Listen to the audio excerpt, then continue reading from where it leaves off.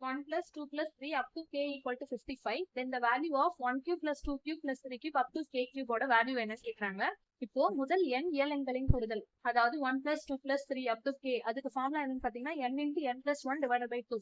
இதுவே வர்க்கங்களின் கூடுதல், இதுவே 1 square plus 2 square ஸ்கொயர் ஸ்கொயரா இருந்துச்சுன்னா வர்க்கங்களின் கூடுதல் formula n into n plus 1 into 2n plus 1 divided by 6. இதுவே கணங்களின் கூடுதல் அப்படின்னா இந்த n into n plus 1 divided by 2 அப்படியே எழுதி இந்த ஹோல் ஸ்கொயர் போட்டா அது கணங்களின் கூடுதல். இப்போ நம்மளுக்கு இயலெண்களின் கூடுதல் வேல்யூ கொடுத்துட்டாங்க, அதாவது n into n plus 1 divided by 2 ஓட வேல்யூவே கொடுத்துட்டாங்க 55.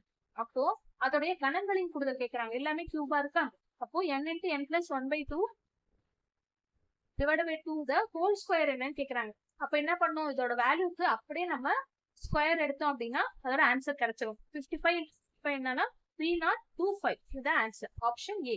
இப்போ நீங்க இந்த சம்ம வந்து போட்டு எனக்கு கமெண்ட்ல ஆன்சர் பண்ணுங்க. தேங்க்யூ.